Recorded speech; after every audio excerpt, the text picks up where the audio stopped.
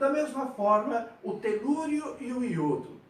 Fora essas duas situações, a massa cresce, cresce, cresce, na medida em que o número cresce, cresce, cresce. É uma propriedade aperiódica. Ela não repete valores. Uma outra propriedade aperiódica é aquela que depende da massa, que se chama calor específico. Vamos lembrar? Lá atrás tem uma aula sobre isso. O calor específico, o que é?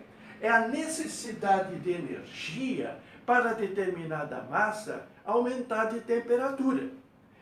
No caso da água, que nos interessa profundamente, o calor específico da água é 1. O que significa? Significa que 1 grama de água, para aumentar de 1 grau Celsius, precisa absorver 1 caloria. Então, o calor específico tem a ver com energia, mas tem a ver com massa. Tem a ver com massa.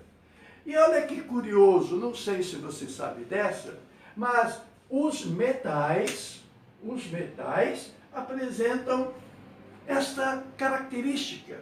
Se você pegar o calor específico e multiplicar pela massa atômica, tu vai ter constantemente 6,7. Então, calor específico vezes massa atômica, 6,7. Válido para os metais. Muito bem. Aí, isolando o calor específico, a massa vai para o denominador.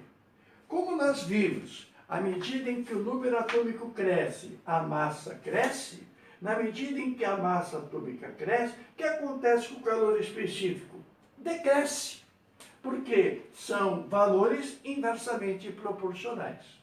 Então, na medida em que tu aumenta o número atômico, o que acontece com o calor específico dos metais? Ele vai diminuindo. Vai diminuindo, diminuindo, diminuindo e não repete valores. Tá bom? Legal, não é? Química é fácil. Bem, agora vamos a uma proposta ousada. Nós não vimos as propriedades periódicas, mas eu quero fazer uma sinopse. Um resumo que seja fácil memorizar. Primeiro, eu vou considerar a tabela periódica como se fosse um retângulo, que na verdade ela é. Bem, e neste retângulo eu vou colocar as propriedades que repetem valores. Quais são? Muito importante a sequência. Tamanho, que é fundamental, tamanho dos átomos, associado aos seus raios, que já vamos estudar.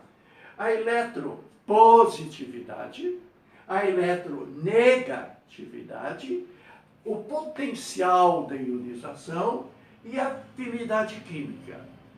Vê se decora, se é o caso de decorar para a prova, decora nessa sequência, você já vai ver por quê.